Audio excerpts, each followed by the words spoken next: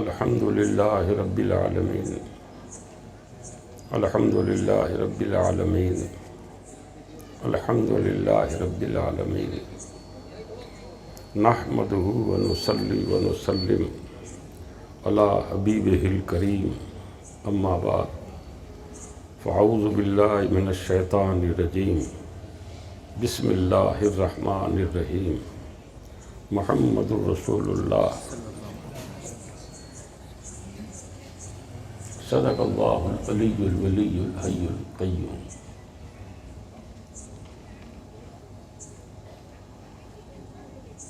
کل کی گفتگو آپ حضرات نے سرکار کی سیرت طیبہ اور حضور کے اخلاق حسنہ اس سے متعلق سماعت فرمائی۔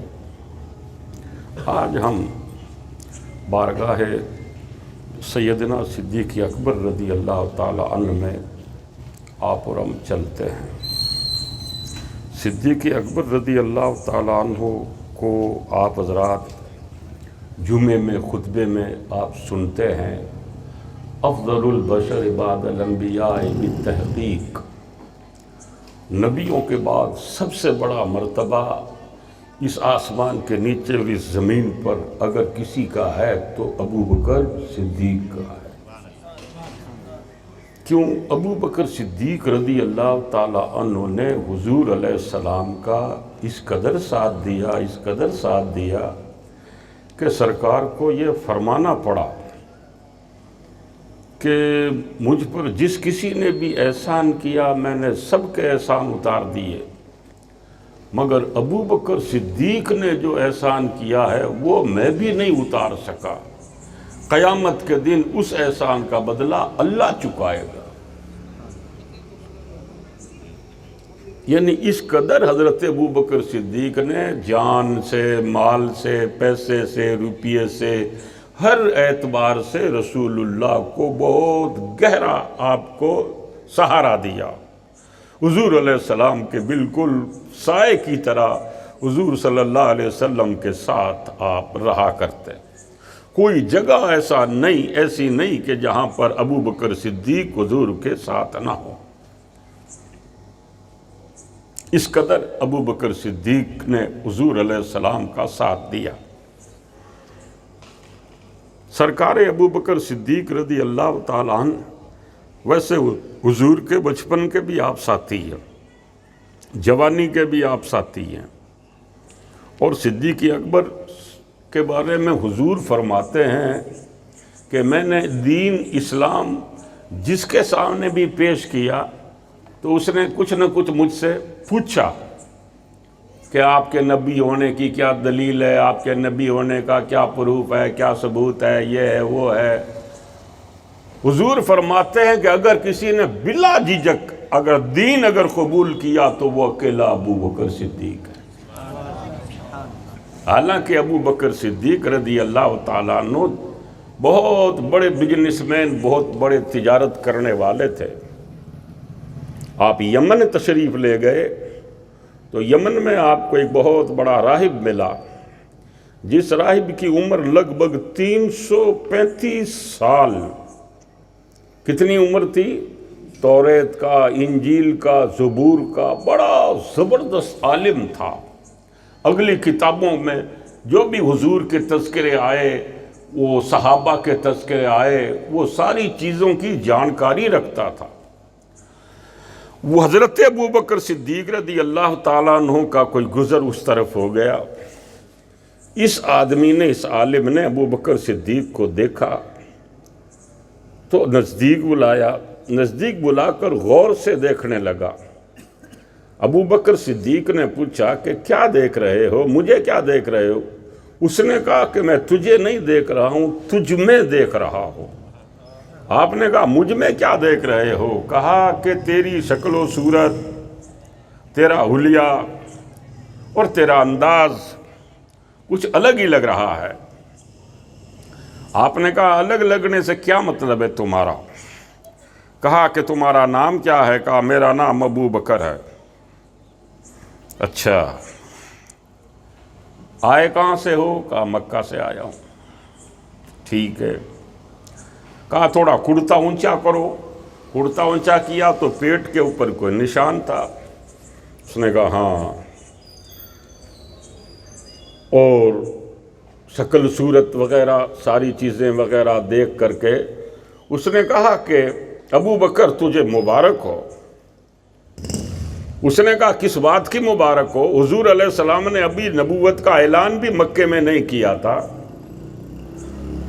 اور وہ آدمی پہلے سے ہی کہہ رہا ہے کہ تجھے مبارک ہو. کہا کس بات کی؟ کہا آخری پیغمبر جو تشریف لائیں گے دنیا میں، ان آخری پیغمبر کا سب سے پہلا ساتھی اور صحابی تو ہوگا. آپ نے کہا کہ یہ آپ کو کیسے پتہ پڑا کہ کوئی نبی آئے گا اور اس کا میں ساتھ دوں گا؟ اس نے کہا کہ میں نے جتنی بھی توریت کے اندر نشانیاں پڑھی ہے وہ ساری علامتیں تیرے اندر موجود ہیں. حضور نے ابھی مکے میں اعلان نبوت کیا نہیں تھا جس وقت آپ یہاں سے یمن کے لیے نکلے تھے. اور جب پہلے زمانے میں جب سفر ہوتے تھے تو وہ کوئی 2-4 دن کے یا 8-10 دن کے نہیں ہوتے تھے، مہینوں گزر جاتے تھے، کیونکہ اس وقت کوئی واہن وائیکل کوئی گاڑیاں وغیرہ تو تھی نہیں. یا تو پیدل جاتے تھے، اونٹوں پر جاتے تھے، بلدیوں پر جاتے تھے، اس طرح چکڑوں پر اس طرح سفر ہوتے تھے. پھر آگے سے آگے تجارت اور اپنا دھندا کرتے چلے جاتے تھے. ابو بکر صدیق کو یہاں اور تھوڑا ٹائم لگ گیا. جب ابو بکر صدیق رضی اللہ تعالیٰ عنہ واپس جب مکے میں آئے تو مکے میں جب اپنے دوستوں سے، ساتھیوں سے، گھر والوں سے سب سے ملے جلے، دوستوں سے، ساتھیوں سے ملے، تو آپ نے کہا کہ کیا کوئی مکے کے اندر کوئی نبی بات ہوئی ہے؟ تو آپ کے دوستوں نے کہا کہ ہاں ایک بات تو ہوئی ہے. کہا کیا ہوا؟ کہا عبداللہ کے بیٹے عبد المطلب کے پوتے محمد نے نبوت کا اعلان کیا ہے. وہ کہتے ہیں میں اللہ کا نبی ہوں. اچھا. کہا ہاں. آپ نے بات گپت رکھی، آپ نے ڈکلیئر نہیں کی کہ میں یمن گیا تھا، یہ تھا وہ تھا، آپ خاموش رہے. آپ نے کہا اچھا. کہا محمد صلی اللہ علیہ وسلم نے اعلان کیا ہے؟ کہا ہاں. ٹھیک ہے. آپ کیا ہے کہ اپنے گھر کے کاموں کاجوں میں تھوڑی دیر وہاں مصروف رہے اور اپنے دوستوں ساتھیوں میں تھوڑی دیر تک آپ ان سے باتیں چیتیں کرتے رہے. بس لگن لگ گئی کہ کتنا جلدی پہنچوں اور ان کا کلمہ پڑھوں. بس یہ لگن لگی ہوئی تھی. بس ادھر ادھر سے سب سے چھوٹ چھاٹ کر کے، سب سے ہٹا کر کے آپ سیدھے حضور علیہ السلام کی بارگاہ میں پہنچ گئے. اور آپ نے فرمایا حضور سے کہ حضرت آپ نے نبوت کا اعلان کیا ہے. آپ نے فرمایا کہ ابو بکر میں اللہ کا نبی ہوں، مجھے اللہ نے نبی بنا کر بھیجا ہے. آپ اللہ کے نبی ہیں؟ فرمایا ہاں. تو کہا کہ کوئی نشانی وغیرہ؟ آپ نے فرمایا یمن میں ساری نشانیاں دیکھ کر آ گئے ہو، پھر بھی کوئی نشانی باقی رہ گئی؟ ابو بکر صدیق نے فوراً پڑھ لیا لا الہ الا اللہ محمد الرسول. ابو بکر صدیق رضی اللہ تعالیٰ عنہ یوں سمجھیے کہ یہ مادر ذات، یعنی ان کا تذکرہ یہ دنیا میں آئے نہیں تھے اس سے پہلے. انجیل میں، زبور میں، توریت میں، سب میں ان کا تذکرہ، خلفائے راشدین کا تذکرہ، کیونکہ یہ چن لیے گئے تھے رسول اللہ کی خدمت کے لیے، حضور علیہ السلام کا ساتھ دینے کے لیے. یہ ہستیاں اللہ تعالیٰ نے پہلے سے مقرر کر رکھی تھی.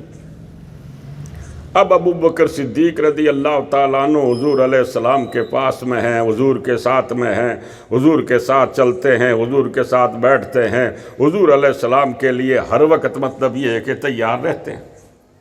مگر جب نبوت کا اعلان کیا تو مشرکوں نے ابو بکر صدیق کو بھی کہا ابو بکر تو نے کیا کیا؟ یہ کہا کیا ہوا؟ کہا تم نے محمد کا کلمہ پڑھ لیا، جس نے ہمارے تمام بتوں کو، ہمارے خداؤں کو جھٹلایا ہے اور کہہ رہا ہے کہ کوئی بھی عبادت کے لائق نہیں سوائے اس ایک اللہ کے، تو ہمارے دین کی تو جڑ اکھیڑ کر کے رکھ دی ہے. اور تم نے یہ ہے کہ ان کا کلمہ پڑھ لیا ہے۔ ابو بکر صدیق رضی اللہ تعالیٰ عنہ نے فرمایا کہ ہاں، انہوں نے جو کہا ہے وہ صحیح کہا ہے، سچ کہا ہے، وہ بہت بڑے سچے ہیں، بڑے امین ہیں، بڑے صادق ہیں۔ اور ابو بکر صدیق کو تو صدیق یہ نہیں کہ بھئی ابو بکر صدیق کو یہاں آپ کو حضور نے صدیق کہا یا آپ کے گھر والوں نے صدیق کہا، نہیں، آپ کی صداقت کا اعلان قرآن کر رہا ہے کہ تصدیق کرنے والا ابو بکر صدیق ہے۔ حضور علیہ السلام جب معراج میں گئے، معراج سے اللہ کی بارگاہ سے واپس آ رہے تھے تو پوچھا گیا، یا اللہ پاک، میں یہاں اتنی دور آیا ہوں، تیرے سے ملاقات کی ہے، تیرا دیدار ہوا ہے، میں جب واپس جاؤں گا تو لوگ کوئی انکار کریں گے۔ اللہ پاک نے فرمایا کہ کچھ انکار کریں گے تو کوئی تصدیق والے بھی تو ہیں۔ کہا کون تصدیق کرے گا؟ کہا آپ کا ابو بکر پہلے تصدیق کرے گا۔ تو صدیق اکبر رضی اللہ تعالیٰ عنہ نے تصدیق کر دی تھی۔ حضور صلی اللہ علیہ وسلم جب معراج میں تشریف لے گئے، معراج سے جب واپس آئے، آپ نے کہا کہ میں مسجد حرام سے مسجد اقصیٰ گیا، مسجد اقصیٰ سے پھر ساتواں آسمانوں میں گیا، ساتواں آسمانوں سے پھر میں سدرہ پر، سدرہ سے پھر عرش اعظم پر، عرش اعظم سے لامکاں میں گیا۔ تو ابو جہل نے اور ابو لہب نے، عتبہ نے، شیبہ نے، جو بھی یہ تھے، ان سب نے انکار کیا۔ اور ابو جہل نے کیا کیا؟ ابو جہل ابو بکر صدیق کے گھر گیا اور جا کر دروازہ کھٹکھٹایا۔ ابو بکر صدیق دروازے سے آپ کھول کر دروازہ باہر آئے۔ آپ نے کہا کیا بات ہے؟ کہا بات یہ ہے کہ ایک شخص ہے، وہ یہ کہتا ہے کہ میں راتوں رات یہاں سے مسجد اقصیٰ گیا، مسجد اقصیٰ سے آسمانوں میں گیا، پھر سدرہ پر گیا، عرش اعظم پر گیا۔ یہ بات کیا ماننے میں آتی ہے؟ اور پھر وہ اتنا جلدی گیا اور اتنا جلدی آ گیا، یہ کیسے ہو سکتا ہے؟ کیا تمہارے ماننے میں آتی ہے؟ ابو بکر صدیق نے ابو جہل سے کہا کہ تو یہ بتا، یہ بات کہی کس نے ہے؟ ابو جہل نے کہا کہ یہ بات کہی ہے تمہارے آقا، تمہارے نبی محمد مصطفیٰ نے۔ جب ابو بکر صدیق نے کیا کہا؟ ان قال محمد لصدقا، اگر محمد مصطفیٰ نے یہ بات کہی ہے بالکل سچی بات ہے۔ آج اللہ تعالیٰ معاف کرے، غیر مقلدین یا دوسرے گمراہ فرقے والے لوگ کسی بھی بات کے اوپر کیا کہہ دیتے ہیں؟ یہ حدیث ضعیف ہے۔ حدیث ضعیف کس کو کہتے ہیں؟ حدیث ضعیف اس کو کہتے ہیں جس میں راوی کچھ کمزور ہو، جس کے اوپر جھوٹ کا شک شبہ ہو، جس کے تقوی میں تھوڑی سی کمی اور کوتاہی ہو، اس کو کیا ہے کہ اس راوی کی وجہ سے وہ حدیث ضعیف کہلاتی ہے کہ بھئی ایسا ہے کہ بیچ میں یہ راوی اس طرح کا آ گیا ہے جس کے اوپر جھوٹ کا شک شبہ ہے، سچا ہے یا نہیں ہے اس طرح کا ڈاؤٹ ہے اس آدمی پر، تو بیچ میں اگر کوئی راوی ایسا آ جاتا ہے تو اس حدیث کو ضعیف کہتے ہیں۔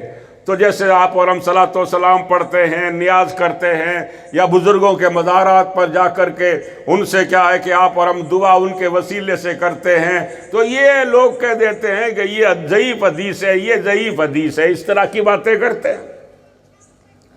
ان نادانوں کو یہ پتہ نہیں ہے کہ جہاں عظمت مصطفیٰ کی بات آ جاتی ہے، جہاں رسول اللہ کی رفعت کی بات آ جاتی ہے، وہاں پر اگرچہ ضعیف ہی کیوں نہ ہو وہ عاشق لوگ اور دیوانے مان لیتے ہیں، مان لیتے ہیں۔ اب آپ کہو گے کیسے مان لیتے ہیں؟ مجھے بتاؤ، ابو جہل سے بڑا کوئی جھوٹا ہے؟ ابو جہل سے بڑا کوئی جہالت والا ہے؟ ابو جہل سے بڑا کوئی ظالم ہے؟ ابو جہل سے بڑا کوئی رسول کا دین کا دشمن ہے؟ اتنا بڑا دین کا دشمن ابو جہل وہ جا کر کے ابو بکر صدیق سے کہتا ہے کہ تمہارے نبی نے یہ کہا ہے کہ میں عرش اعظم پر گیا تھا، تو حضرت ابو بکر صدیق نے یہ نہیں کہا کہ میں نبی سے پوچھوں گا، ابو جہل کے کہنے پر ہی مان گئے کہ ہاں انہوں نے سچ کہہ دیا ہے۔ تو تم تو ضعیف آدمی، اگر کوئی حدیث میں اگر کوئی راوی ضعیف آ گیا تو حدیث ضعیف کہہ کر کے انکار کر دیتے ہو، اور ابو بکر صدیق کا عشق دیکھو، ابو جہل کہہ رہا ہے بغیر حضور سے پوچھے ہوئے مان گئے کہ انہوں نے سچ کہا ہے۔ یہ ابو بکر صدیق کی محبت ہے، یہ ابو بکر صدیق کی دوستو الفت ہے، نبی سے عشق ہے۔ اس انداز سے ابو بکر صدیق رضی اللہ تعالیٰ عنہ حضور کی تصدیق کر رہے ہیں۔ ایک مرتبہ کی بات ہے، حضور صلی اللہ علیہ وسلم نے صحابہ کا مجمع جمع ہے، بڑے بڑے صحابہ بیٹھے ہیں، جلیل القدر صحابہ بیٹھے ہیں، اور حضور علیہ السلام نے ارشاد فرمایا کہ آج بتاؤ روزہ کس نے رکھا ہے؟ ایک شخص کھڑا ہوا، کہا حضور میں نے روزہ رکھا ہے۔ فرمایا ٹھیک ہے بیٹھ جاؤ۔ پھر فرمایا حضور نے کہ آج کسی نے کسی بیمار آدمی کے پاس جا کر کے اس کی پوچھا کی ہے کہ بھئی تیری طبیعت کیسی ہے؟ ایک شخص کھڑا ہوا، کہا حضور میں آج کسی بیمار کے پاس گیا تھا۔ اتنے آدمیوں میں سے ایک آدمی۔ حضور نے فرمایا کہ اچھا بیٹھ جاؤ۔ پھر سرکار نے فرمایا کہ مجھے یہ بتاؤ آج تم میں سے کس نے کسی غریب کو، کسی مسافر کو کھانا کھلایا ہے؟ ایک شخص کھڑے ہوئے، کہا حضور میں نے کھانا کھلایا۔ کہا ٹھیک ہے بیٹھ جاؤ، بٹھا دیا۔ اب حضور نے پھر سوال کیا، فرمایا کہ اب مجھے بتاؤ آج کے دن ہی ہے کوئی ایسا کہ جس نے آج روزہ بھی رکھا ہے اور آج اس نے کسی بیمار کی عیادت پرسی بھی کی ہے، کسی مومن بھائی کے جنازے میں بھی گیا ہے، کسی بھوکے کو کھانا بھی کھلایا ہے؟ یہ چار باتیں ایک ہی آدمی کے اندر، تمہارے اندر کسی کے اندر ہو تو بتاؤ۔ تو کسی نے روزہ رکھا تھا تو بھوکے کو کھانا نہیں کھلایا تھا، کسی نے بیمار پرسی کی تھی تو کسی کے جنازے میں نہیں گیا تھا، اگر کسی کے جنازے میں کوئی گیا تھا تو بھوکے کو کھانا نہیں کھلایا تھا۔ اس طرح مطلب یہ ہے کہ سب پر سناٹا چھا گیا، کوئی بھی نہیں بولا۔ اس کے بعد لوگوں نے دیکھا کہ رسول اللہ کے بالکل نزدیک ابو بکر صدیق کھڑے ہو گئے۔ کہا یا رسول اللہ آج کسی کے جنازے میں بھی گیا ہوں، آج کسی بھوکے کو پاس میں بیٹھا کر کھانا بھی کھلایا ہے، آج کسی بیمار کی بیمار پرسی بھی کی ہے، اور یا رسول اللہ آج میں روزے سے بھی ہوں۔ حضور نے فرمایا کہ ابو بکر کھڑے رہو۔ اللہ کے نبی نے صحابہ سے فرمایا من اراد ان ينظر من اہل الجنہ فلینظر الی ھذا، میرے صحابیوں اگر کسی جنتی کو دیکھنا چاہتے ہو دیکھو یہ جنتی کھڑا ہوا ہے۔ کیا مطلب؟ بیمار کی بیمار پرسی کرنا، چاہے وہ آپ کا اور ہمارا سگے والا ہے یا نہیں ہے، رشتہ دار ہے کہ نہیں ہے، بیمار کے پاس جا کر پوچھو کہ کیا حال ہے تمہارا۔ اگر کوئی صبح کے وقت اگر کسی بیمار کو پوچھنے جاتا ہے تو شام تک اللہ کے فرشتے اس جانے والے کی مغفرت کی دعا کرتے رہتے ہیں، اور اگر کوئی شام کے وقت کسی غریب کسی بیمار کی بیمار پرسی کرنے جاتا ہے تو پوری رات فرشتے اس کی بخشش کی اللہ سے دعائیں مانگتے رہتے ہیں۔ بھوکے کو کھانا کھلایا۔ ہمارا مطلب یہ ہے کہ ایسا نہیں ہے کہ آپ اور ہم مطلب یہ ہے کہ کسی بھوکے کو، غریب کو، مسافر کو آپ اور ہم کھانا کھلائیں، بڑا اجر و ثواب ہے۔ فرمایا کہ یہ جنتیوں کی صفتیں ہیں۔ کیا؟ بھوکے کو کھانا کھلانا، کوئی بھی مومن کا انتقال ہو جائے اس کے جنازے میں جانا۔ آج تو ہم جنازے میں کس لیے جاتے ہیں؟ ماں کہتی ہے بیٹا جنازے میں جاؤ، کل میں مروں گی تو کون آئے گا میرے جنازے میں؟ وہ کون آئے گا میرے جنازے میں اس مطلب کے لیے جاؤ، خدا کی رضا کے لیے نہیں، ارے اللہ کی رضا کے لیے۔ حضرت داؤد نے اللہ سے پوچھا کہ مولا اگر کوئی بندہ تیری خاطر اور تیری رضا کے خاطر اگر کسی مومن کے جنازے میں جائے گا تو اس کو تو کیا انعام بخشے گا؟ اللہ پاک نے فرمایا داؤد اگر کوئی میری رضا کے لیے کسی مومن کے جنازے میں جائے گا تو میں جب اس کا انتقال ہوگا آسمان کے فرشتوں کو اس کے جنازے میں بھیج دوں گا، تو جاؤ اس کے جنازے میں۔ یہ مومنوں کے جنازے میں جایا آیا کرتا تھا۔ یہ حال ہے دوستو اللہ کے ولیوں کی، خدا کے خاص بندوں کی یہ صفات ہے، روزے سے رہنا، بھوکوں کو کھانا کھلانا، جنازوں میں شریک ہونا، بیماروں کی بیمار پرسی کرنا، بھوکوں کو کھانا کھلانا۔ سرکار نے فرمایا کہ یہ 4 صفتیں جس میں جمع ہو گویا وہ جنتی بندہ ہے۔ تو حضرات ابو بکر صدیق رضی اللہ تعالی عنہ نے حضور علیہ السلام کے حکموں کے مطابق اپنے آپ کو ایسا ڈالا کہ لوگ ابو بکر صدیق رضی اللہ تعالیٰ عنہ کو ہجرت کے موقع پر لوگ پہچان نہیں سکے کہ محمد مصطفیٰ یہ ہیں یا محمد مصطفیٰ یہ ہیں۔ اس قدر ابو بکر صدیق رضی اللہ تعالیٰ عنہ نے حضور علیہ السلام کا رنگ ڈھنگ، حضور کا انداز، سرکار صلی اللہ علیہ وسلم کا، حضور کی ہر سنت، سرکار کا ہر حکم ابو بکر صدیق رضی اللہ تعالیٰ عنہ مانتے رہے، مناتے رہے، اس طرح کی شان بنا رکھی تھی۔ ہجرت کے موقع پر مکے والوں نے زیادہ تنگ کیا، مکے والے زیادہ پریشان کر رہے تھے۔ حضور علیہ السلام کے قتل کی رات دن سازشیں ہو رہی تھی، دارالندوہ میں میٹنگیں ہو رہی تھی، کس طرح یہ چراغ بجھایا جائے۔ نور خدا ہے کفر کی حرکت پہ خندہ زن، پھونکوں سے یہ چراغ بجھایا نہ جائے گا۔ دوستو وہ اللہ کے نبی صلی اللہ علیہ وسلم کو اللہ کی طرف سے حکم آ گیا کہ میرے نبی آپ مکے سے آپ مدینے چلے جاؤ، ہجرت کر جاؤ۔ حضور صلی اللہ علیہ وسلم نے فرمایا ٹھیک ہے، اللہ کی طرف سے حکم آیا کہ ہم جب کہیں تب آپ جانا، کہا ٹھیک ہے۔ مہینے 1.5 مہینے پہلے حضور صلی اللہ علیہ وسلم نے ابو بکر صدیق کو کہا کہ ابو بکر تو اتنا میرے ساتھ رہتا ہے، مجھے کیا ہے ہجرت کا حکم ہونے والا ہے، اللہ کی طرف سے اشارہ آیا ہے، مکے سے مدینے جانا ہے، تو ابو بکر تجھے میرے ساتھ چلنا ہے۔ کہا ٹھیک ہے یا رسول اللہ۔ فرمایا کہ حکم آئے گا، حکم ہوا ہے کہ ہجرت کرنی ہے آپ کو، مگر حکم ہوا ہے کہ ہم بعد میں حکم دیں گے، آپ بعد میں جب ہمارا حکم ہو تب آپ نکلنا۔ ٹھیک ہے۔ بتاتے ہیں کہ مہینے 1.5 مہینے کے بعد اللہ تعالیٰ کا حکم آیا حضور صلی اللہ علیہ وسلم کو، حکم آیا کہ آپ ہجرت کے لیے روانہ ہو جاؤ۔ آپ ہجرت کے لیے روانہ ہو گئے، اپنے گھر سے نکلے، ابو بکر صدیق کے گھر گئے، جا کر کے دروازہ کھٹکھٹایا۔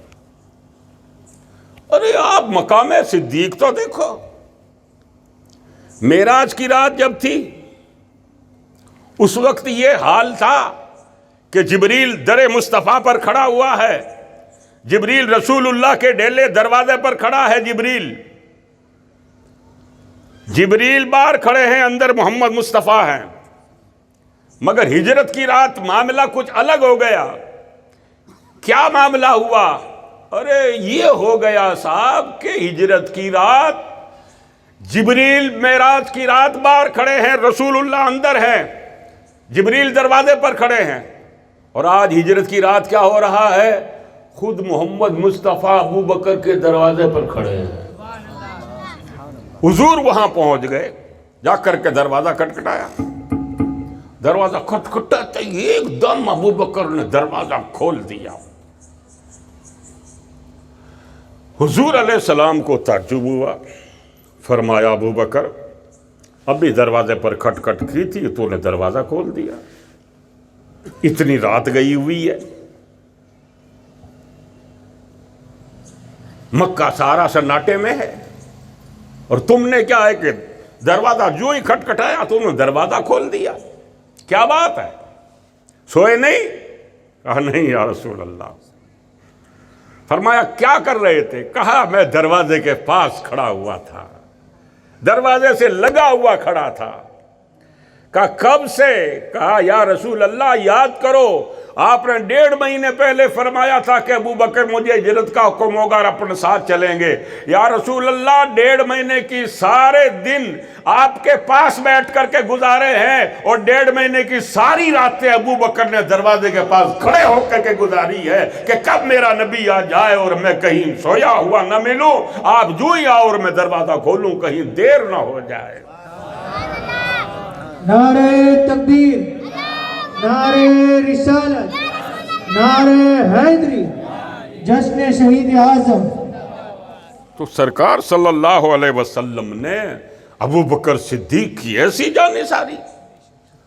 آپ نے اونٹنیاں پال لی, اونٹنی آپ نے خرید لی, کہا ہمارے یہ کام آئیں گے, ان کا دودھ کام آئے گا. اور آپ نے اپنے خادموں نوکروں کو بھی اطلاع کر دی, کہا کہ تمہارے کو ہمارے ساتھ چلنا. ایک شخص کو کہہ دیا, ایک کو کہہ دیا کہ تجھے کیا ہے کہ رستہ بتانے کے لیے آگے چلنا ہے تیرے کو. کیوں؟ اس زمانے میں ایسا تو نہیں تھا جیسے یہاں 4 لائن ہے اور ڈبل لائن ہے, یا آنے کے لیے جانے کی, ایسا تو تھا نہیں. کوئی ڈمبر والی روڈ تو تھی نہیں. مکے سے مدینے کا روٹ بہت جنگلوں میں پڑتا تھا, بڑی گھاٹیوں کے اندر پڑتا تھا, بہت توڑ اور موڑ راستے کے اندر آتے تھے. کوئی راستہ اس سائیڈ جاتا ہے, کوئی ادھر جاتا ہے, کوئی ادھر جاتا ہے. اس طرح کی ساری پریشانیاں وغیرہ لائق تھی. اس زمانے کے اندر کیا ہے کہ جو آیا جایا کرتے تھے ان لوگوں کو رہبر کے طور پر ان کو بٹھا لیا جاتا تھا کہ بھئی یہ آدمی رستہ بتائے گا. اور صاحب جب وہاں سے نکلے ہیں تو ادھر کیا ہوا صاحب, حضور تو نکل گئے. یعنی حضور علیہ السلام نے حضرت علی رضی اللہ تعالیٰ عنہ کو آواز دے کر فرمایا کہ علی میرے بستر پر تم سو جاؤ. تو حضرت علی وہاں سو گئے. اور پوزیشن یہ ہے کہ 40 آدمیوں نے آپ کا گھر گھیر رکھا ہے, تلواریں, بلم, ہتھیار. اور ان کا ارادہ یہ ہے کہ ہم آج کام پورا کر دیں گے. ایسی پوزیشن میں اللہ پاک نے اپنے نبی سے فرمایا کہ آپ اب نکلو. جبکہ 40 آدمیوں نے چاروں طرف سے مکان گھیر رکھا ہے, اور مکان بھی سیمنٹ والے ریسے بلڈنگ تھوڑی تھے, کچی جھونپڑیاں تھی, کھجور کے تنوں کے تھمبے تھے, کھجور کی چھال کے چھپرے تھے.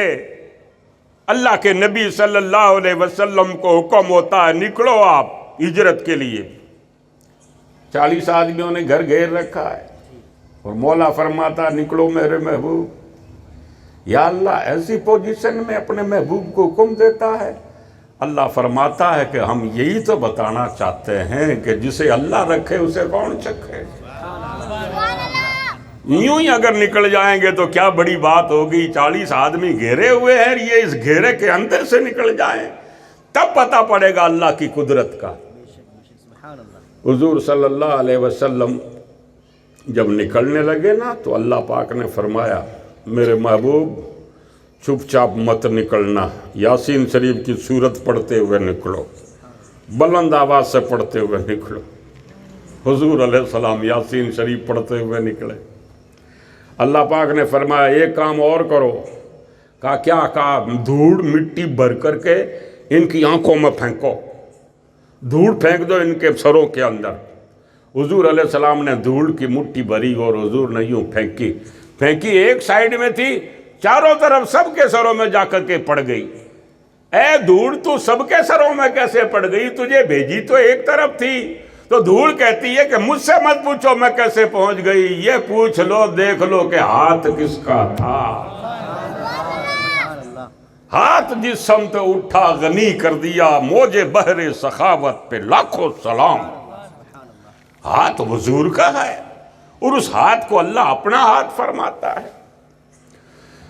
تو خیر صاحب جب یہ حضور علیہ السلام نکل گئے نا تو ابو جہل ابو لہب وغیرہ یہ بھی، انہوں نے الگ الگ آدمی اپنے مقرر بلائے تھے، الگ الگ قبیلوں کے، الگ الگ کاسٹوں کے، الگ الگ جاتوں کے آدمی بلائے تھے کہ بھئی کیا ہے کہ ان کا جو خاندان ہے بنی ہاشم، وہ اگر کیا ہے کہ کسی سے پنگا لے گا یا کسی کو اگر قتل کرے گا یا یہ بدلہ لیں گے خون کا تو کس کس سے لیں گے، اس لیے الگ الگ آدمیوں کو بلا لیے، 39 آدمیوں کو کھڑا کر دیا تھا، کہا کہ اندر کود کر کے ان کو قتل کر دو، مگر وہ ابھی تک وہاں کھڑے ہوئے تھے۔ حضور علیہ السلام نے مٹھی بھر دھوڑ پھینکی، سب کے اوپر نیند طاری ہو گئی۔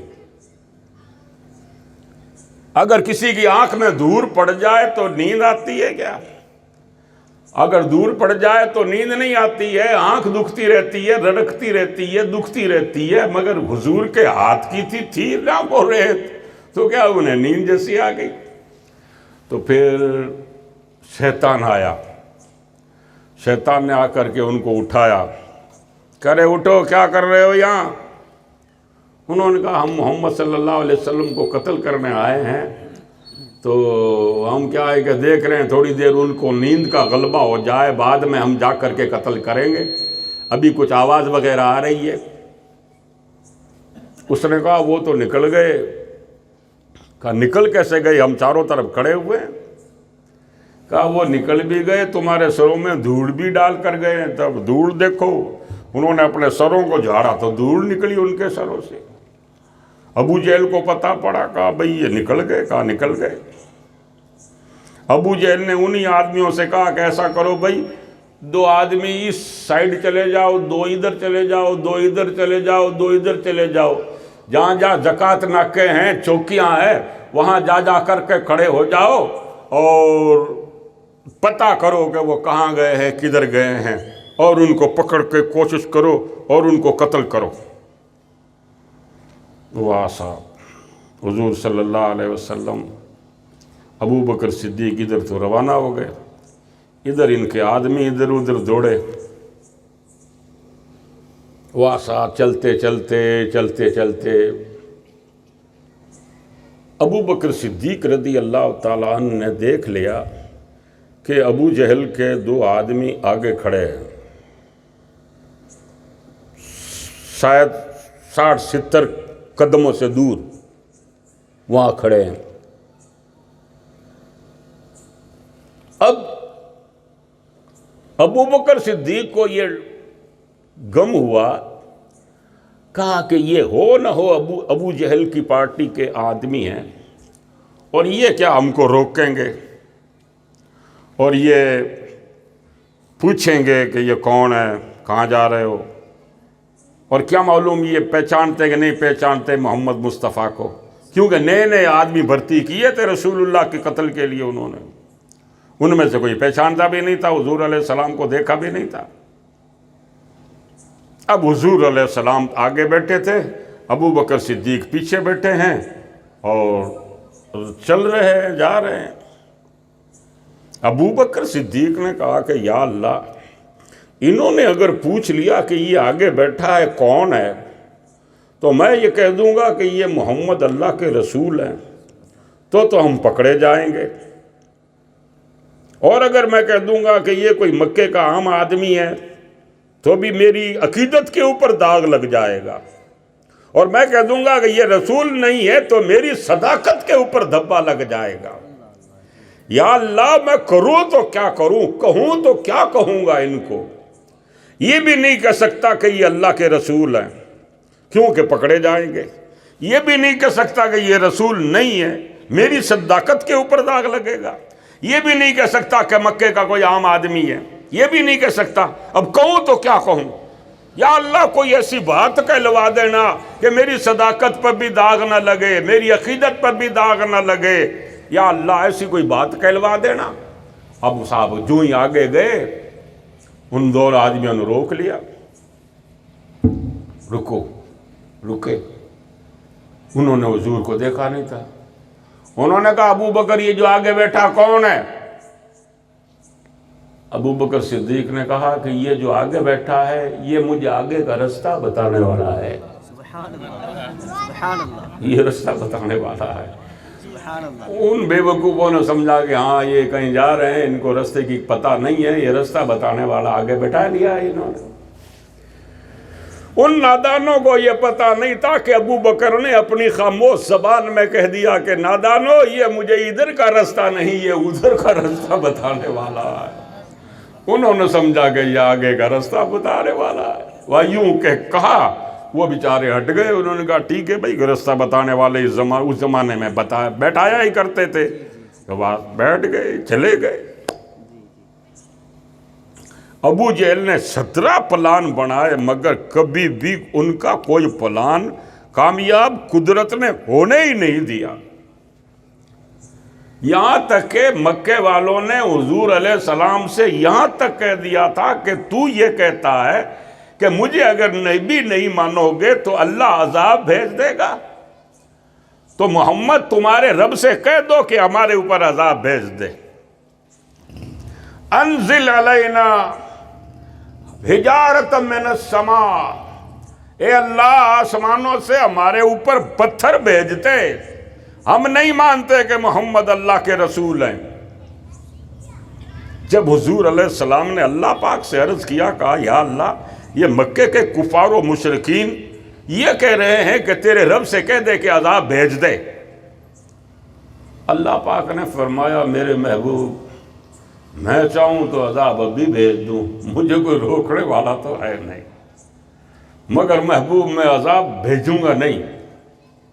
तो कहा मौला क्यों? फरमाया कि तुम इनमें है, मैं इन पर अजाब भेजूं। महबूब मैं इनको नहीं देखता, मैं तेरी रहमत को देखता। वमा कान अल्लाहु लियुअज़्ज़िबहुम व अंता फ़ीहिम। कुरान कहता है कि महबूब ये अल्लाह की शान के लायक ही नहीं है कि आप इनमें हो और इन पर अजाब भेजो। नहीं, हम अजाब नहीं भेजेंगे, हमारी शान के लायक नहीं है। ये बैठे हजरत मौलाना साहब, कुरान शरीफ में ये नहीं आया क्या? अल्लाह पाक ने ये नहीं फरमाया कि अल्लाह तबारक व ताला फरमा देता कि आप इनमें हो, मैं अजाब भेजूं? मैं अजाब नहीं भेजूंगा। आप इनमें हो, मैं अजाब भेजूं? मैं अजाब नहीं भेजूंगा। यही फरमा देता कि हम अजाब नहीं भेजेंगे, मगर कहा क्या? वमा कान अल्लाहु लियुअज़्ज़िबहुम व अंता फ़ीहिम। हमारी शान के लायक नहीं है कि आप और मैं इनमें अजाब भेजूं। तो या अल्लाह तेरी शान के लायक नहीं? फरमाया हाँ। अच्छा, आगे अजाब भेज दिया था। नूह अलैहिस्सलाम के टाइम अजाब किसने भेजा? उसी ने भेजा। लूत अलैहिस्सलाम के टाइम अजाब किसने भेजा? वो फरमाएगा मैं नहीं भेजा। सालेह अलैहिस्सलाम के टाइम अजाब किसने भेजा? उसी ने भेजा। हजरत यूनुस अलैहिस्सलाम के टाइम अजाब के आसार और अजाब की अलामतें किसकी तरफ से आई? उसी की तरफ से आई। अगले नबियों के ज़मानों में अगर नाफरमानी की कौमों ने तो उनके ऊपर अजाब भेज दिए। तो या अल्लाह उस वक्त तू अजाब भेजता रहा, अब अजाब नहीं भेजता। उस वक्त तेरी शान के लायक था, अब तेरी शान के लायक नहीं है। फरमाता है कि हाँ वो और नबी थे, ये मेरा महबूब नबी है, हमारी शान के लायक नहीं है कि आप इनमें हो और मैं अजाब भेजूं। अच्छा साहब, एक बात और है कि जब भी अल्लाह पाक ने किसी भी कौम पर अजाब भेजा ना, तो क्या किया? नबी से ये कह दिया कि आप इधर चले जाओ, हम इन पर अजाब भेजेंगे। सालेह अलैहिस्सलाम को कह दिया आप उधर चले जाओ और पीछे मुड़ कर के किसी को देखना नहीं है, आप उधर चले जाओ, हम इन पर अजाब भेजेंगे। आ गई बात। नूह अलैहिस्सलाम से कह दिया कि आप कश्ती बढ़ा लो, मानने वालों को अंदर बिठा लो, हम बाकियों को अजाब दे देंगे। लूत अलैहिस्सलाम के टाइम भी यही हुआ कि हजरत लूत को कह दिया कि हम अजाब भेजेंगे, आप आगे चलो, उस साइड चले जाओ, उस गांव चले जाओ। यानी मौलाना होता ऐसा था कि जब भी अजाब भेजता था तो पैगंबर को और उनके मानने वालों को एक तरफ भेज देता था کہ تم اتنے کلومیٹر دور چلے جاؤ، تم اس گاؤں میں چلے جاؤ، ہم ان گاؤں والوں کا علاج کریں گے۔ مگر واہر مصطفیٰ تیری رحمتوں کے قربان، حضور علیہ السلام مکے سے مدینے چلے گئے، یا اللہ اب تو ان پر عذاب بھیج دے۔ وہ کہتا ہے کہ نہیں، محمد مصطفیٰ کی شان یہ ہے کہ یہ نبی مکے میں ہے تو بھی ان میں ہے، مدینے میں ہے تو بھی ان میں ہے، یہ چاہے کہیں بھی چلا جائے یہی ہے۔ یعنی مصطفیٰ کے علاقے بدلنے کی وجہ سے ہم عذاب نہیں بھیجیں گے، اس لیے کہ جہاں جہاں میری خدائی ہے وہاں میرے محمد کے مصطفیٰ ہے۔ یعنی یہ اگر ادھر سے ادھر جائیں گے تو ہم عذاب نہیں بھیجیں گے، اس لیے کہ یہ مدینے میں چلے جائیں اور پھر مکے والوں پر میں عذاب بھیج دوں، نہیں، یہ ان کے اندر ہی ہے، یہ یہی ہے۔ مکے میں ہے تو بھی یہاں ہے، مدینے میں ہے تو بھی یہاں ہے۔ تو اس لیے لوگوں یہ مت خیال کیا کرو کہ ہم جب یا نبی سلام علیکہ پڑھتے ہیں، مصطفیٰ جان رحمت پہ لاکھوں سلام پڑھتے ہیں تو مدینہ ہم سے دور ہے۔ ارے مدینہ تو ہم سے دور ہے، مدینے والا دور نہیں ہے۔ اور پھر یہ نہیں صاحب کہ پھر حضور کی وفات ہو گئی اور اب کیا ہے کہ صاحب اب عذاب بھیج دے، وہ کہتا نہیں، ابھی بھی یہ ان میں ہی ہے، ابھی بھی یہ تم وہی ہے۔ بولیے صاحب، یہ شان ہے۔ حضرت عیسیٰ علیہ السلام چوتھے آسمان پر ہیں، ادریس علیہ السلام جنت کے اندر ابھی بھی بیٹھے ہیں، موجود ہیں، وہ وہاں ہیں۔ ادریس علیہ السلام جنت کے اندر چلے گئے، فرشتوں نے کہا حضرت آپ تو پھرنے کے لیے آئے تھے، واپس چلے جاؤ۔ آپ نے کہا نہیں، اللہ کا وعدہ ہے جو جنت میں آ جائے گا واپس نہیں نکلے گا، اس لیے میں کیسے نکلوں، میں تو یہیں رہوں گا۔ تو آپ آج تک وہیں بیٹھے ہوئے ہیں۔ ادریس علیہ السلام جنت میں، عیسیٰ علیہ السلام گئے چوتھے آسمان پر تو آج تک وہیں ہیں۔ حضور لا مکہ میں گئے، عرش اعظم پر گئے، مگر واپس آ گئے، مولا میں تو وہیں میرے امتیوں میں ہی رہوں گا تاکہ میری امت عذاب سے بچی رہے۔ بہرحال عرض کرنا یہ ہے کہ مکے والوں نے ظلم اور ستم کی انتہا کر دی۔ ایک مرتبہ تو ایسا ہوا صاحب، حضور علیہ السلام شروع دور تھا مکے کا، ایمان اسلام کا، اور حضور علیہ السلام حرم شریف میں گئے تو حضور علیہ السلام کو 8-10 کفاروں نے گھیر لیا اور حضور علیہ السلام کو مارنے لگے، مار رہے تھے حضور علیہ السلام کو۔ ابو بکر صدیق کسی طرف سے نکل کر کے آ گئے، آپ نے آ کر کے رسول اللہ کو چھڑایا۔ جب حضور کو چھڑا کر کے ابو بکر صدیق ان کے سامنے منڈے تو انہوں نے کیا کیا، ابو بکر صدیق کو مارنا شروع کر دیا۔ اتنا مارا ابو بکر صدیق کو، اتنا مارا کہ انہوں نے ابو بکر صدیق کو بالکل گزرا ہوا سمجھ لیا کہ ابو بکر تو اب رہا ہی نہیں، گیا، انتقال ہو گیا ابو بکر کا۔ تب انہوں نے چھوڑا اور ابو بکر صدیق کے رشتہ دار وغیرہ آئے، اس طرح اٹھا کر کے لے گئے جیسے کوئی میت لے جائی جاتی ہے، اس طرح اٹھا کر کے آپ کے گھر لے گئے، پانی کا چھڑکاؤ کر رہے ہیں، کئی طرح کے اپائے کر رہے ہیں کہ ہوش آ جائے، ہوش آ جائے۔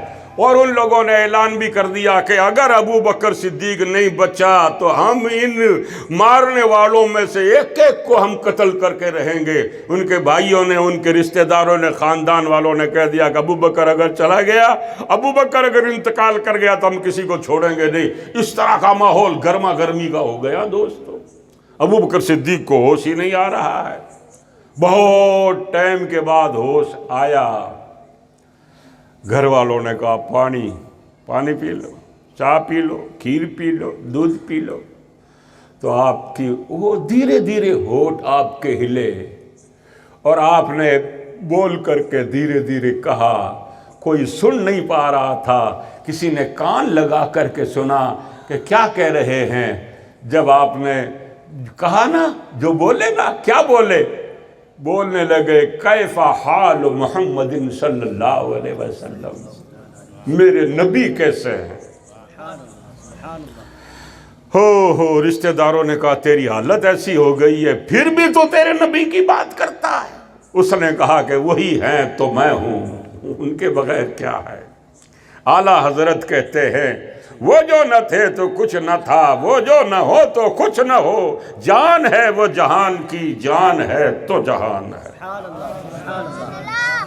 ये अबू बकर सिद्दीक रदी अल्लाह ताला उनकी कुर्बानियाँ, इस तरह अबू बकर सिद्दीक ने अपनी जान से, माल से, तन से, धन से, हर एतबार से रसूलुल्लाह की इस तरह दोस्तों साथ दिया। हुजूर अलैहिस्सलाम ने मर्तबा इरशाद फरमाया, बिलाल को कोई खरीद लो, मेरे बिलाल को उमैया मारता बहुत है, गरम गरम अंगीरों पर सुला देता है, ऊपर पत्थर की सिल रख देता है, गर्दन के ऊपर पहना हुआ बूट और पैर रख देता है, बिलाल की ज़बान बाहर आ जाती है, बिलाल को बहुत मारा जाता है, बिलाल को कहा जाता है कि अल अहद अल अहद छोड़ दे, मोहम्मद नबी का कलमा छोड़ दे, दीन छोड़ दे, मगर बिलाल दीन को नहीं छोड़ते। गरम गरम अंगीरों पर सोना मंजूर है। और कभी कभी ऐसा होता था कि हजरत बिलाल के खंदों में बड़ी बड़ी रस्सियाँ डाली जाती थी और लड़कों से, जवान छोरों से कहा जाता था कि इसको घसीटो। पथरीली ज़मीन के ऊपर बिलाल को घसीटा जाता था, बिलाल की कमर जख्मी हो जाती थी, खून बहने लगता था। ऐसे माहौल में भी बिलाल अल्लाहद अल्लाहद अल्लाह अल्लाह का नारा लगाता था। हुजूर अलैहिस्सलाम से ये चीज़ देखी न गई। आपने फरमाया कि अबू बकर, आपने फरमाया कि कोई न कोई आदमी तुम्हारे में से ऐसा हो जो बिलाल को उमैया से ख़रीद लाए। तो हज़रत अबू बकर सिद्दीक रदी अल्लाह ताला अन्हु ने मन में नियत कर ली, कहा कि मैं बिलाल को ख़रीद लूँगा। गए उमैया के यहाँ। उस वक्त भी उमैया आपको डंडों से मार रहा था। हज़रत सिद्दीक़ अकबर ने फरमाया, उमैया बिलाल को बेचते हो? कहा कि हाँ, इसके बदले में मुझे अच्छा ग़ुलाम चाहिए। आपने कहा दे देंगे। उसने कहा इतनी हज़ार सोने की अशरफियाँ चाहिए। आपने कहा दे देंगे। अच्छे ग़ुलाम आपने अपने उसको दिए उस बिलाल के बदले, और कितनी हज़ार अशरफियाँ दी, और बिलाल हबशी रदी अल्लाह ताला अन्हु को आपने ले लिया, मोल ले लिया, और ले करके हुज़ूर अलैहिस्सलाम की तरफ चले कि रसूलुल्लाह को बता दूं ताकि सरकार राज़ी हो जाएं कि हाँ मैंने जो कहा था वो काम कर दिया अबू बकर ने। ले कर के चले तो सिद्दीक़ अकबर ने बिलाल हबशी से पूछा कि बिलाल तेरे को डंडे मार रहे थे मगर तू रो ही नहीं रहा था, जैसे तेरे ऊपर डंडा पड़ ही नहीं रहा है, तू तो एकदम खामोश था। इतनी ज़ोर ज़ोर से सर पर डंडे मारे जा रहे हैं, कमर पर मारे जा रहे हैं, तेरी कोहनियों के ऊपर डंडे पड़ रहे हैं, फिर भी तू रो नहीं रहा था और चिल्ला भी नहीं रहा था, बल्कि तू तो लग ऐसा रहा था जैसे मुस्कुरा रहा है, तेरे तो कुछ हो ही नहीं रहा। ये क्या बात है? बिलाल हबशी ने कहा, हज़रत जब कोई किसी कुम्हार के यहाँ माटली ख़रीदने जाता है ना, कहा हाँ, तो कहा वो माटली ख़रीदने वाला ठोंगे मार मार कर देखता है कि कच्ची है कि पक्की है।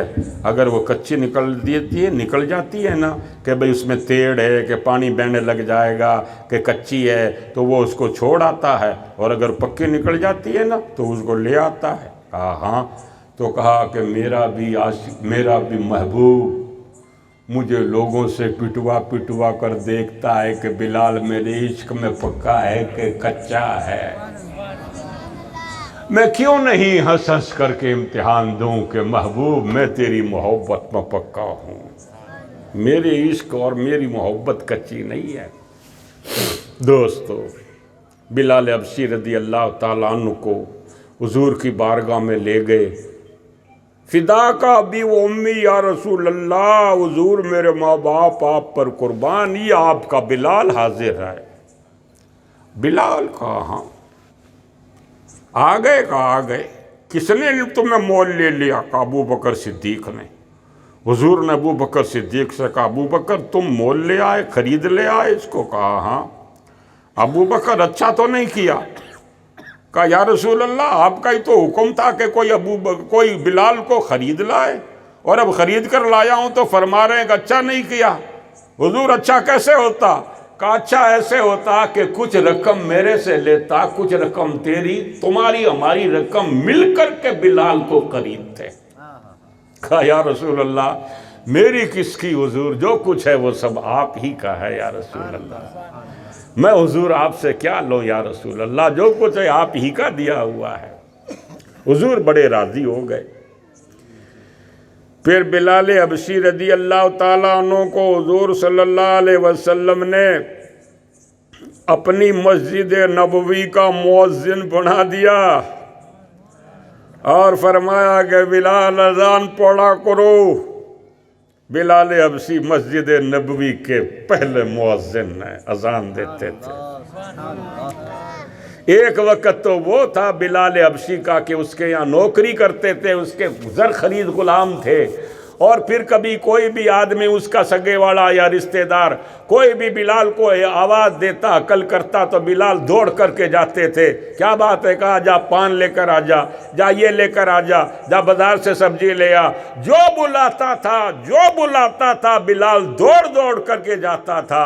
اب یہ شان ہو گئی حضور کی بارگاہ میں آنے کے بعد، اب حضور نے فرمایا کہ بلال اب تو پکار، زمانہ تیری آواز پر دوڑتا آئے گا۔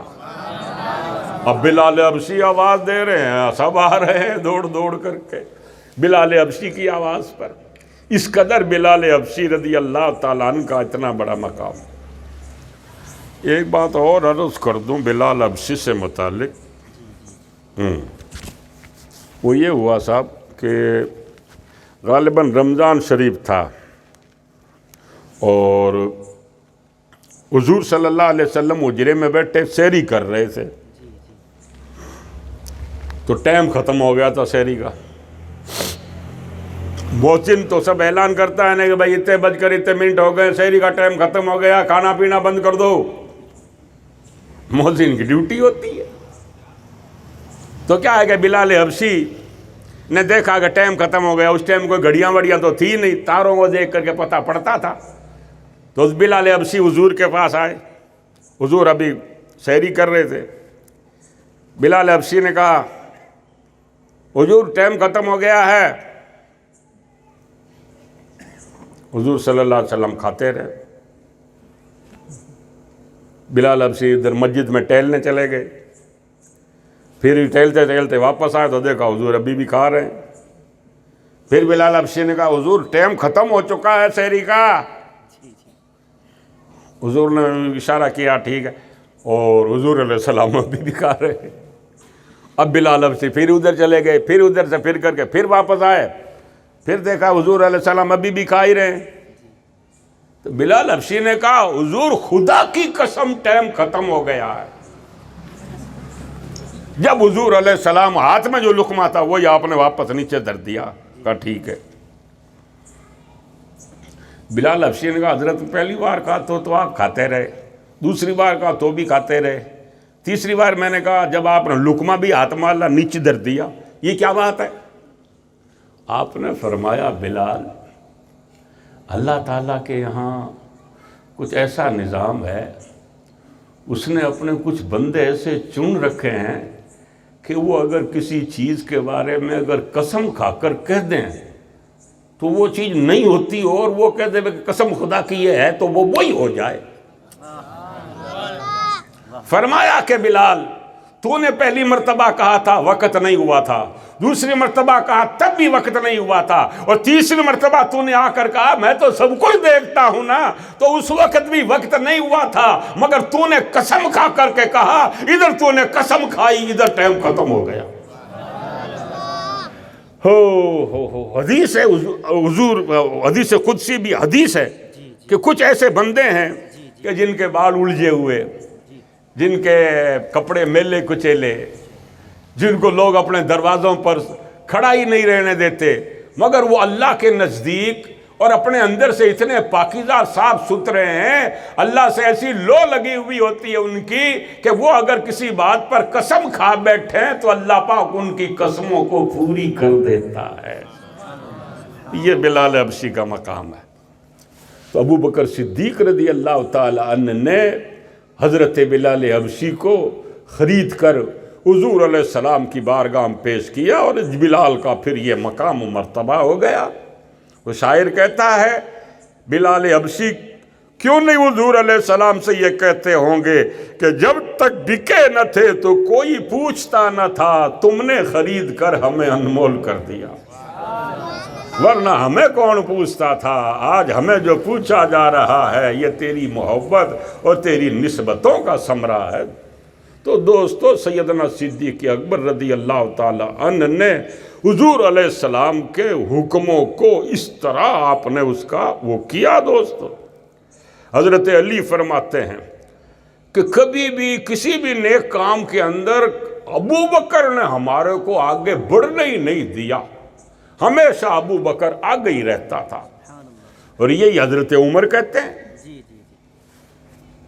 وہ حضور علیہ السلام نے جنگ کے موقع پر آپ نے فرمایا کہ اللہ تعالیٰ کی محبت میں، اللہ تعالیٰ کی رضا کے خاطر اپنا اپنا مال لے کر کے آؤ، تو سارے صحابہ کرام اپنی اپنی طرف سے جو بھی ان سے بن سکا لے کر کے آئے۔ حضرت عمر رضی اللہ تعالیٰ عنہ انہوں نے کیا کیا، انہوں نے اپنے گھر کے اندر، گھر میں جو بھی چیز تھی نا، آدھی آپ نے گھر کے اندر رکھ لی، آدھی آپ نے کیا ہے کہ پاس میں رکھ لی، کا حضور کے پاس لے جائیں گے۔ آدھا گھر کا مال حضرت عمر رضی اللہ تعالیٰ عنہ حضور علیہ السلام کی خدمت میں لے کر کے چلے گئے۔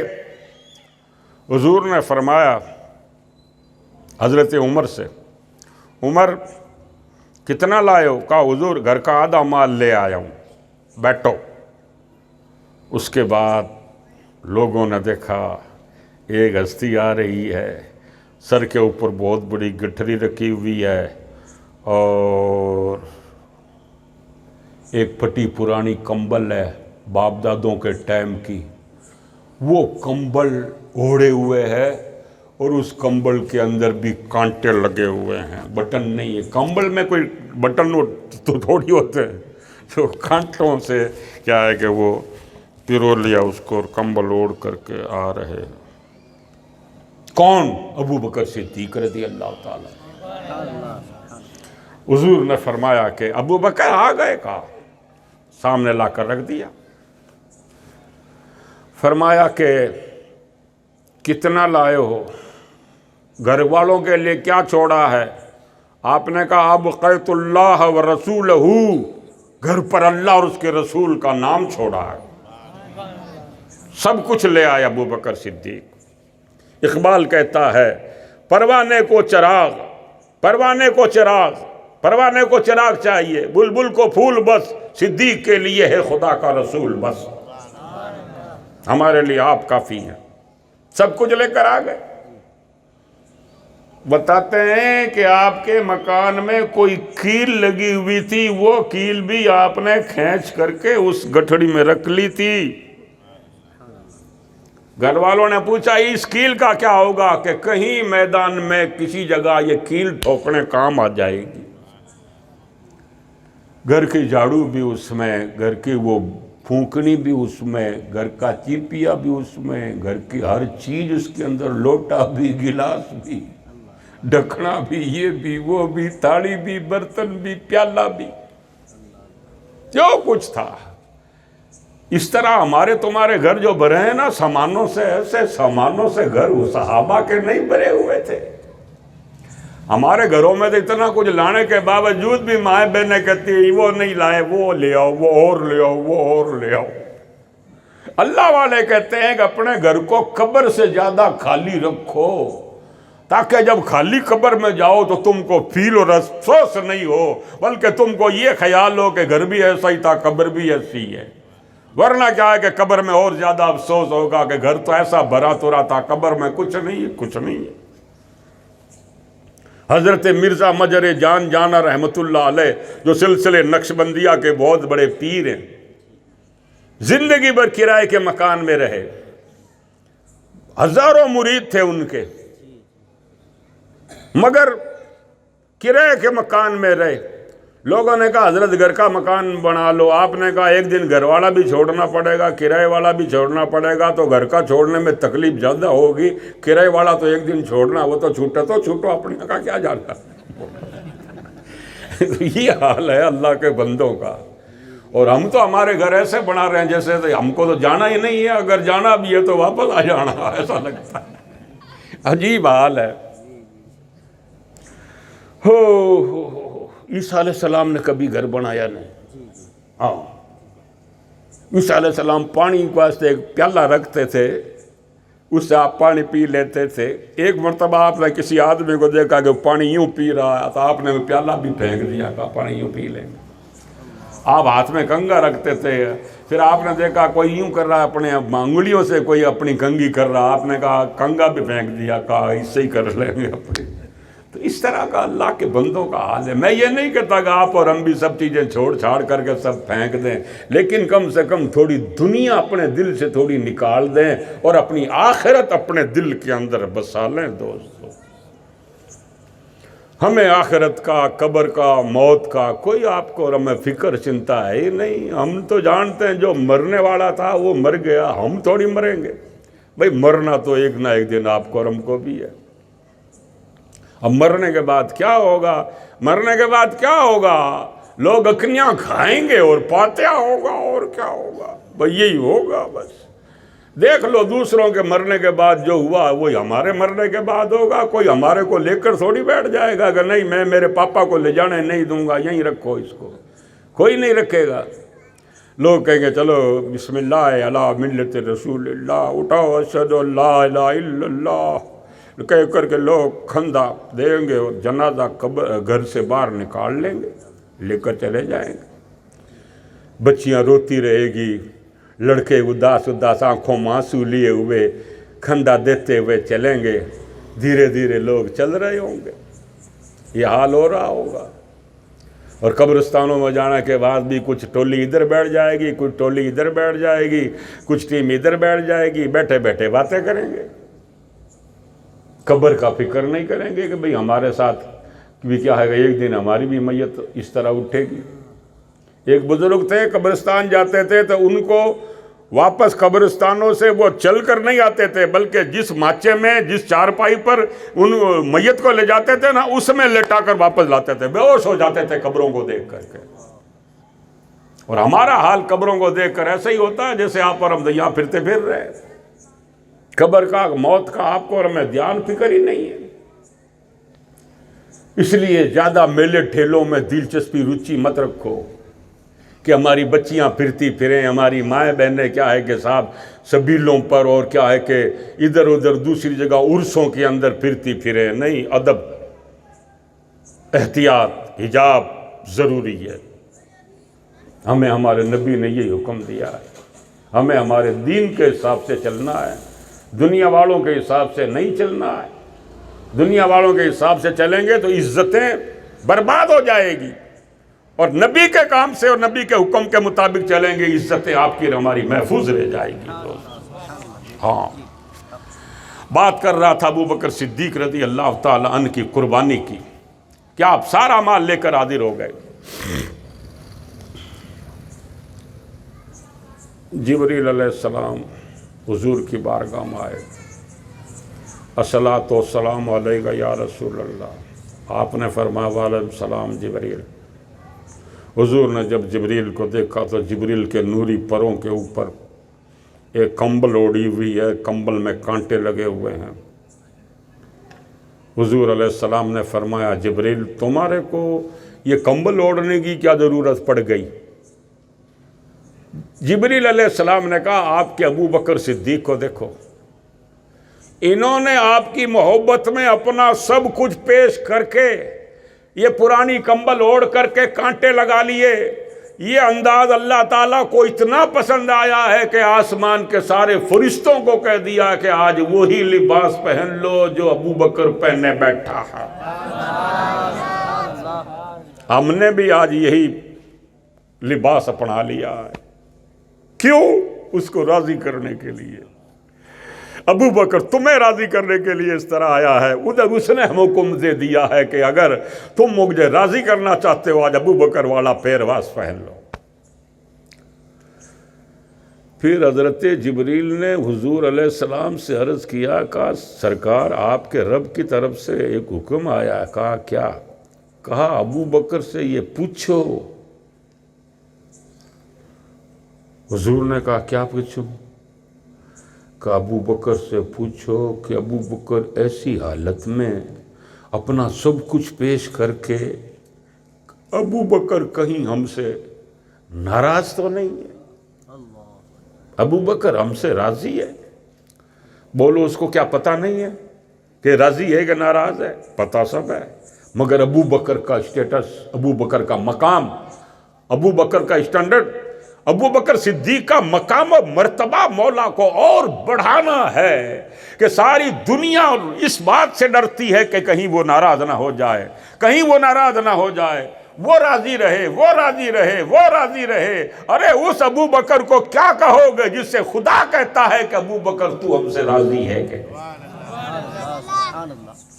خود ہی کو کر بلند اتنا کہ ہر تدبیر سے پہلے خدا بندے سے خود پوچھے بتا تیری رضا کیا ہے۔ ابو بکر صدیق رضی اللہ تعالیٰ عنہ دوستو حضور علیہ السلام کی محبت میں اس طرح اپنے مال کی، جان کی، تن من دھن سب کچھ حضور علیہ السلام کے لیے ہم وقت تیار رکھتے۔ بھئی ہجرت کے ٹائم جب نکلے تھے نا تو گھر میں جتنے بھی پیسے روپیے تھے نا، باپ دادوں کی جو بھی جاگیری یا جو بھی پیسے روپیے وغیرہ تھے باپ دادوں کا مال، وہ سارا لے کر کے نکل گئے تھے حضور کے ساتھ۔ آپ کے والد تھے نابینا ابو قحافہ، انہوں نے اپنی بیٹی سے پوچھا، کہا بیٹی ابو بکر اپنے نبی کے ساتھ گیا ہے تو اپنے سارے پیسے نہیں لے کر چلا گیا ہے، ذرا دیکھ تو صحیح الماری کھول کر۔ تو کہا ہاں ابا میں تھوڑی دیر کے بعد دیکھ لوں گی، کام کر رہی ہوں۔ کہا بیٹا دیکھ کر بتانا کہ ابو بکر کو چھوڑ گیا کہ نہیں چھوڑ گیا ہے؟ کہا ہاں۔ جب انہوں نے جا کر کے وہ کوتھلی اور تھیلی دیکھی تو اس کے اندر کچھ بھی نہیں تھا۔ انہوں نے کیا ہوشیاری کی، انہوں نے کیا کیا، تھوڑے بہت کنکر اور تھوڑی بہت ٹھیکریاں وغیرہ جھیڑی کر کے ان کو گھس کر کے اور پیسے اور سکے والی شکل بنوا کر کے ان کو تھیلی کے اندر، کوتھلی کے اندر واپس بند کر دیا۔ اور پھر تھوڑی دیر کے بعد ابو قحافہ نے پوچھا بیٹا دیکھا نہیں ابو بکر سب کچھ تو نہیں لے کر چلا گیا؟ تو انہوں نے کہا نہیں ابا سب کچھ نہیں لے کر چلے گئے، کچھ رکھا ہے۔ کہا بیٹا میرے کو یقین نہیں ہے، لا کر کے بتا۔ تو جب وہ لا کر کے انہوں نے کیا کیا صاحب، وہ کوتھلی کا منہ یوں پکڑ لیا اور آ کر کہا لو دیکھ لو یہ آپ۔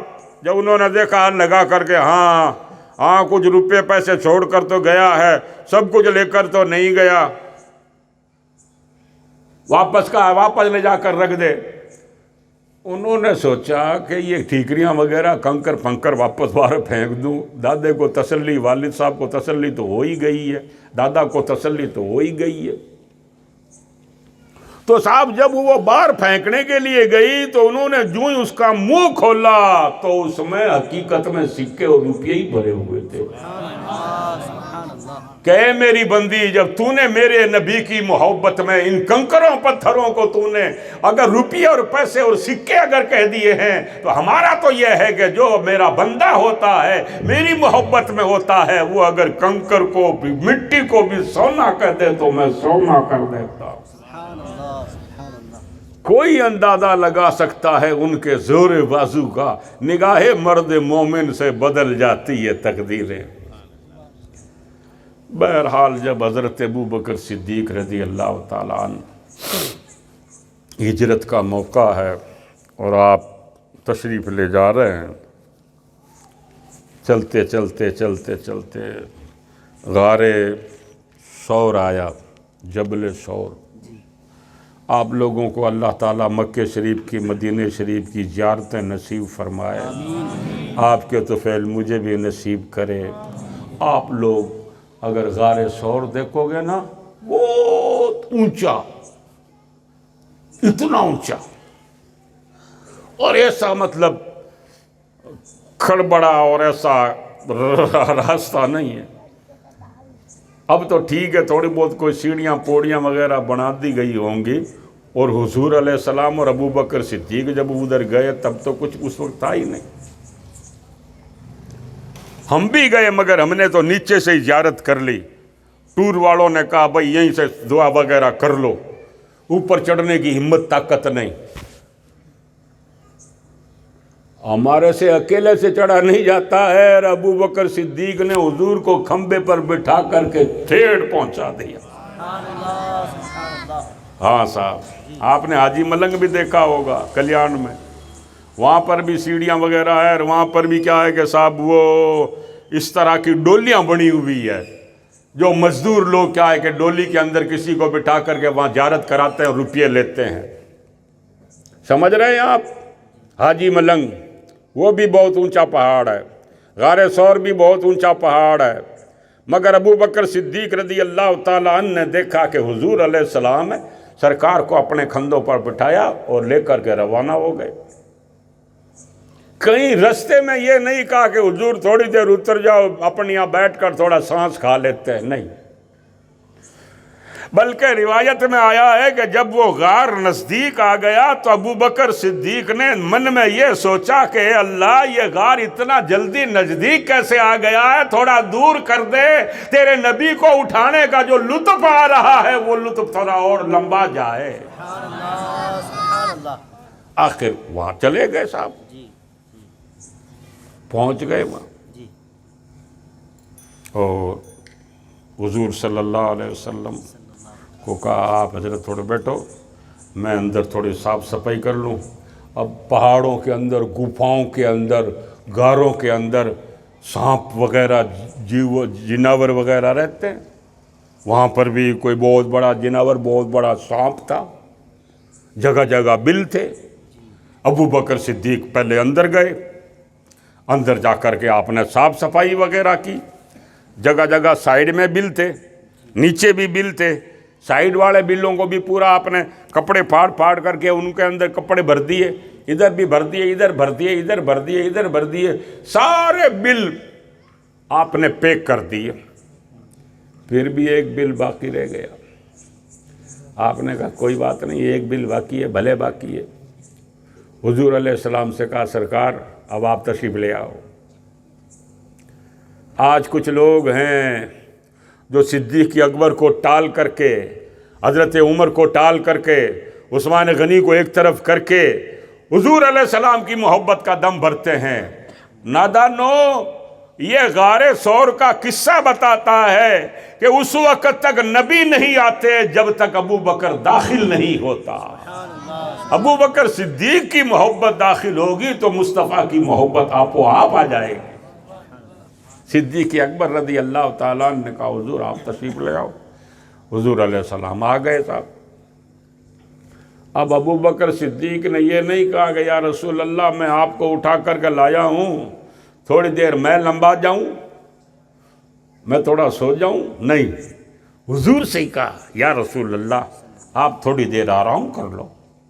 آپ بیٹھ گئے اور اس بل کے اوپر آپ نے اپنی ایڈی درد دی، ایڈی رکھ دی کہ کوئی جانور وغیرہ ہے یا کوئی جیوات وغیرہ ہے تو وہ میرے کو بھلے کھائے، میرے نبی تک آنچ نہ آئے.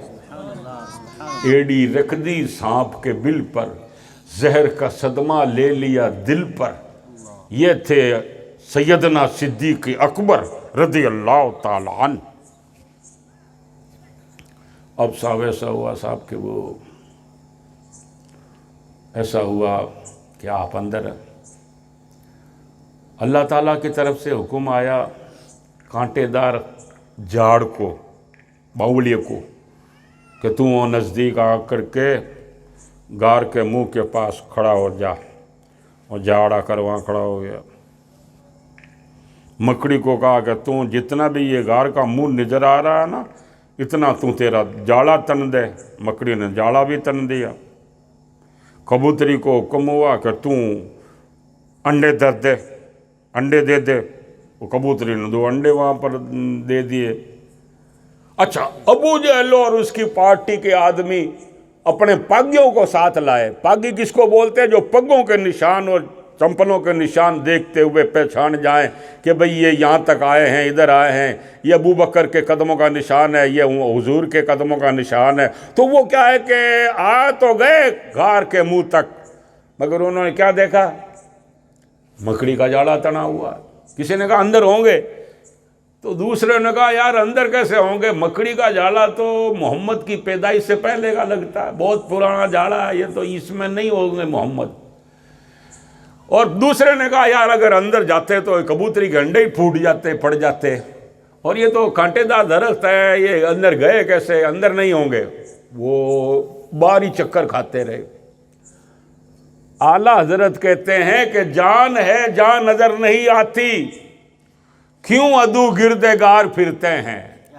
यानी नादानो, ये तो जब वहां से निकले थे घर से तब भी तुमको नजर नहीं आए, जब खुल्लम खुल्ला निकले तो नजर नहीं आए, अब तो अंदर बैठे क्या नजर आएंगे तुम्हारे को? तुम्हारी अकल क्यों खराब हुई है, क्यों फिरते फिर रहे हो? अच्छा साहब, खिदमत का जज्बा अपने अंदर आप लोग हम लोग कायम रखें दीन का,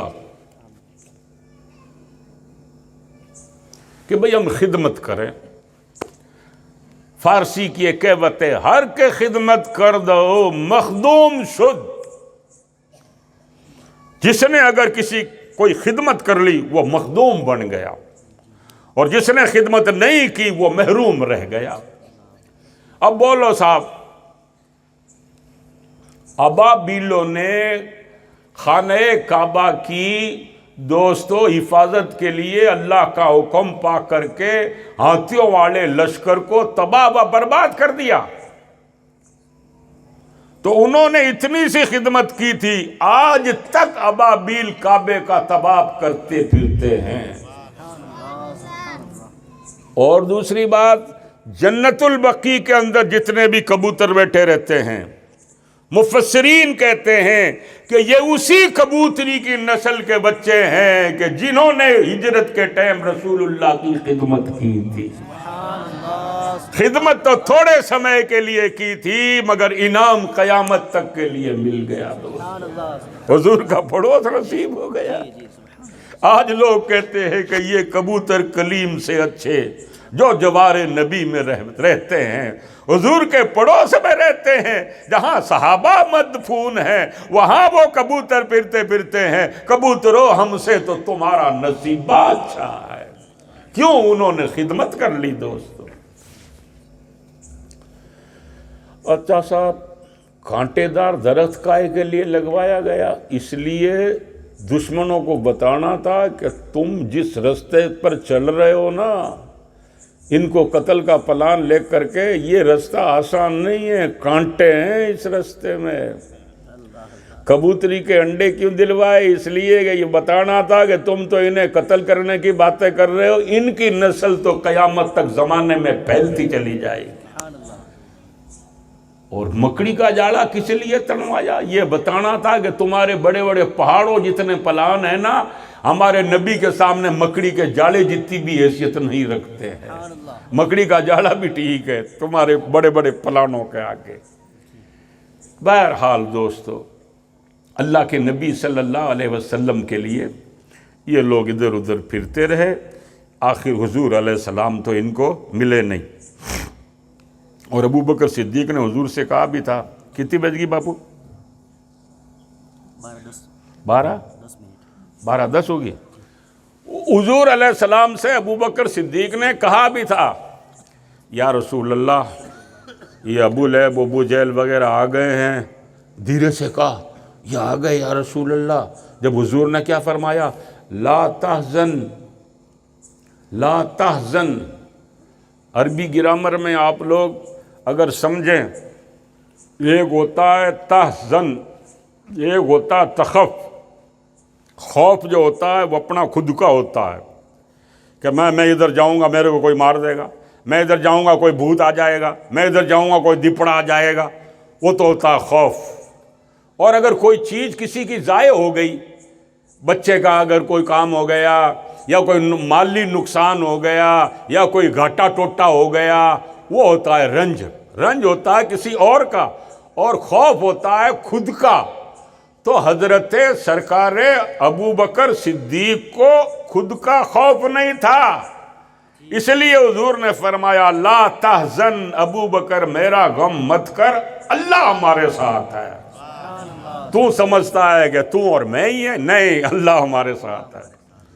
اور دوستو بات لمبی ہو جائے گی، بعض مفسرین تو یوں کہتے ہیں کہ حضور کے غار کے اندر جانے کے بعد کانٹے کا درخت نہیں لگا، حضور کے اندر جانے کے بعد مکڑی کا جالا نہیں تنا، حضور کے اندر غار میں جانے کے بعد کبوتری نے انڈے نہیں دیے، تو پھر کیا ہوا؟ کہا وہ پہلے سے ہی اسی پوزیشن میں تھا، وہ غار ببول تھا، کانٹے دار درخت تھا، اور کبوتری نے انڈے دے رکھے تھے، اور جالا تنا ہوا تھا۔ تو جب جالا تنا ہوا تھا تو پھر وہ جالا ٹوٹا کیوں نہیں؟ اس لیے نہیں ٹوٹا کہ محمد نور ہیں۔ جب معراج کی رات جب جاتے ہیں تو ایک آسمان نہیں، 7 آسمانوں کو پار کر جاتے ہیں۔ کہیں آپ کو دروازہ نظر آتا ہے؟ کہیں ٹوٹ پھوٹ نظر آتی ہے؟ نہیں، وہ اندر چلے گئے، نہ تو مکڑی کے جالے کا کچھ ہوا، نہ کبوتری کے انڈے کا کچھ ہوا، نہ کوئی کانٹے چبھے، کچھ بھی نہیں ہوا۔ حضور علیہ السلام اندر چلے گئے، ابو بکر صدیق بھی حضور کے ساتھ ہے۔ دوستو یہ شان ہے، نور ہے مصطفیٰ، نور لنا نور ہے۔ ہو وہیں پر ایک وہاں جن دنوں آپ وہاں بیٹھے تھے غار ثور میں، ابو بکر صدیق نے حضور سے کہا یا رسول اللہ میرے پیاس لگ رہی ہے، پانی پینا ہے۔ وہاں پہاڑ کے اوپر اب پانی کہاں؟ حضور علیہ السلام نے فرمایا ابو بکر غار سے باہر نکلو، باہر نکل کے غار کے پیچھے جاؤ، وہاں پر پانی کا چشمہ ایک نکل رہا ہے، وہاں سے جا کر پانی پی آؤ، جاؤ۔ تو وہ باہر نکل کر کے ادھر گئے پیچھے، تو دیکھا وہاں پر پانی کی دھار لگی ہوئی ہے، جیسے کوئی نلکا کسی نے کھول دیا ہے۔ وہاں جا کر ابو بکر صدیق نے پانی پی لیا۔